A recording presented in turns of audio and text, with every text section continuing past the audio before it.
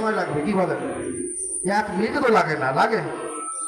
এখন ছোট আয়াত আছে, তা পড়তে সময় লাগে না। ইন্না আ'তাইনাকাল কাউসার, আরের থেকে ছোট আয়াত নুন।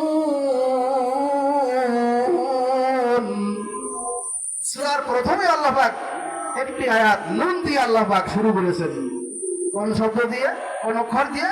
নুন, একটি অক্ষর দিয়ে আল্লাহ পাক সূরা শুরু করেছেন। যে সূরার নাম হলো সূরা কলম। সূরার নাম কি? সূরা কলম। নুন ওয়াল কলমি ওয়া মা ইয়াসতুরুন। কত সুন্দর আল্লাহর কালাম, এটা আমরা দেখলাম না? সে আল্লাহ মানুষকে সৃষ্টি করলেন, শিক্ষা দিলেন কোরআন।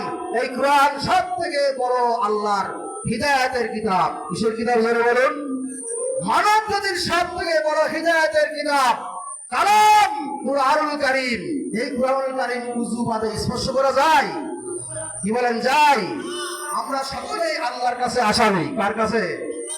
কুল্লু নাফসিন বিমা কাসাবাত রাহিনা। আমরা প্রত্যেক মানুষ আল্লাহর কাছে আসামি। আল্লাহর কাছে কি জবাব দেব? জীবনে নামাজ পড়ি নাই, রোজা রাখি নাই, আল্লাহর কোরআন পড়ি নাই, আল্লাহর কোরআন মানি নাই, রাসূলকে মানি নাই, পরকাল মানি নাই, কবরের আযাবকে মানি নাই, কিছু মানি নাই। আমরা আল্লাহর কাছে সবাই বড় আসামি। আসামির কথা আল্লাহ বলেছেন। সূরা রহমান 78 আয়াত বিশিষ্ট সূরা। এই সূরার মধ্যে একটি আয়াত বারবার হাফেজ সাহেবরা আমরাও তেলাওয়াত করি।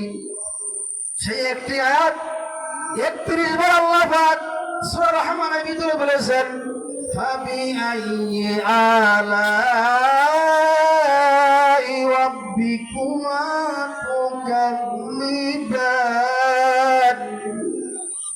একটি মাত্র আয়াত কতবার? 31 বার। কতবার? জোরে বলুন। সূরা রহমানের ভিতরে এই 31 বার একটি আয়াত বারবার কেন বললেন? কারণ আছে কিনা? জোরে বলুন। কারণ আছে না?